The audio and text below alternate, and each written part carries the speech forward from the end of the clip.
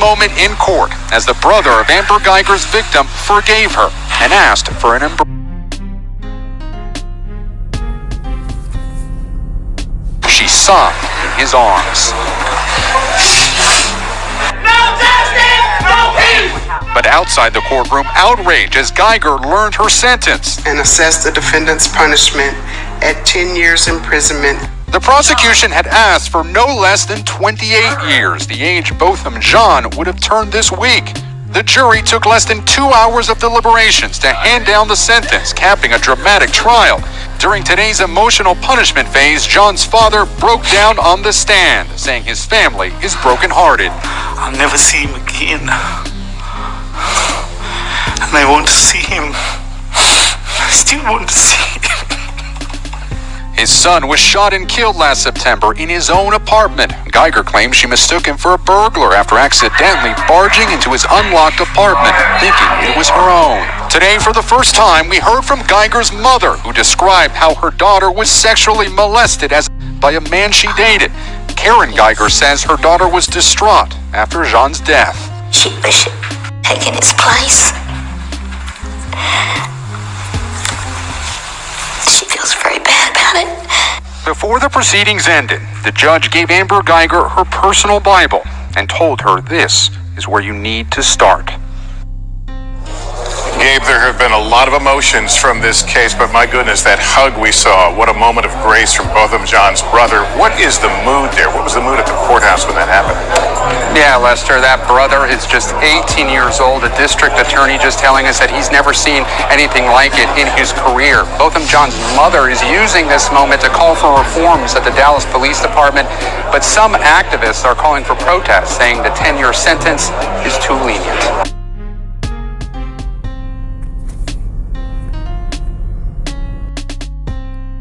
What's going on, y'all? It's your girl Giselle. I'm back with another video, and it's probably crazy as hell. Now, before we get into this video, I need y'all to show me some love out there. I need y'all to throw them thumbs up, give me some likes, talk to me in the comments down below, share this video, okay? I need y'all to show me some love out there. I know y'all watching. Alright, so on today's episode, we have Amber Guyger, and I'm sure y'all done heard of her all over social media, all over the news, so let's talk about it. Now, she was just recently sentenced to 10 years in prison for the wrong apartment murder of an innocent man. Guyger was a former Dallas police officer, and she fatally shot a man in his own apartment. This happened in 2018. But she's just now being sentenced. The Dallas County jury reached a unanimous decision on the sentence just before 4 p.m. on that day, after deliberating for about 90 minutes. Now, I don't know about y'all, but I have rarely seen a jury come up with a decision in that short amount of time, so I'm pretty sure they already had their decision in mind before they sentenced her. So, yeah, they basically walked in knowing what they were going to do. So, earlier that day, they heard tearful victim impact statements from the victim's family and friends, and Amber's relatives and former colleagues from the Dallas Police Department. The sentencing for Amber Guyger came just a day after the jury rejected her self-defense claims. First of all, you came into this man's apartment. How would that be self-defense? You bursted into this man's apartment and shot him dead while he was just eating ice cream. So, I mean, why would you think that they would accept your self-defense claims? This man he didn't do anything to you. He did not come into your apartment. You came into his residence and shot him dead. And I'm still not even hearing what the reason was. Like, how can you go to somebody else's apartment mistakenly and just shoot them dead thinking that they were a burglar when you're in their apartment? Like, I mean, was she under the influence or something? Because, I mean, even being drunk, I've seen drunk people still be able to go to their house or even direct somebody driving to their house. Like, I don't understand how this happened. Now, her job fired her, of course, from being a Dallas police officer. Once they caught wind of the shooting, and she was initially facing between 5 to 99 years in prison for sentencing, and they sentenced her to 10. Now, the family and their representation wanted 28 years initially, because that's how old the victim would have been at this time. But he was shot dead at the age of 26 last year. Before they decided to sentence her, they allowed her district attorney to speak on the situation. And I know it was stated that the only reason they were all sitting in the courtroom at that time was because of Amber's actions. And because of her actions, there must be consequences.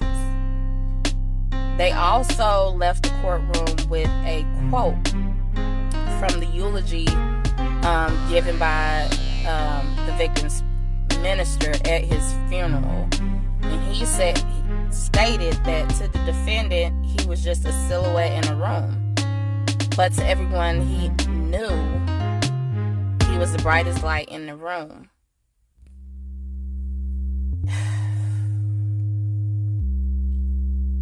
Now, her attorney basically said that they were pleading the jury for mercy and to not give her a sentence meant for someone who kills out of hate or for self-gain, or who does so without remorse.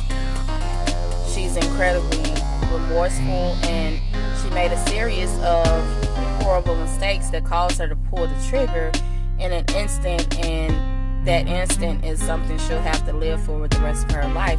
Now, yes, that may be true, and that's understandable, but I mean, I still don't get how they got to that place, like that result. Like, I don't understand how you just mistake someone's apartment for your own and then shoot them dead while they were sitting out eating ice cream. I don't, again, unless she was under the influence or something.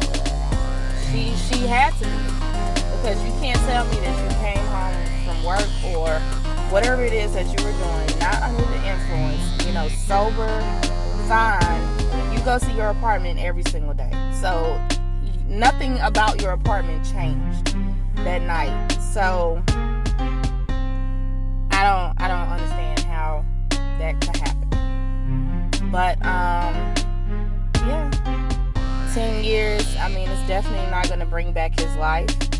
It's never enough justice to bring back or replace a life.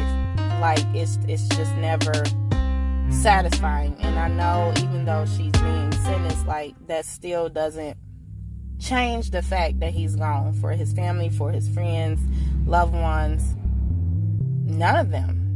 It doesn't change the fact that he's gone. But I want y'all to comment below and let me know if you feel that there was a fair sentencing, or if she deserved to be sentenced at all. If you believe that somebody can make an actual mistake of residences or apartments while being completely sober, because I don't. But I want to know what y'all think. All right, talk to me. I'll see y'all next time.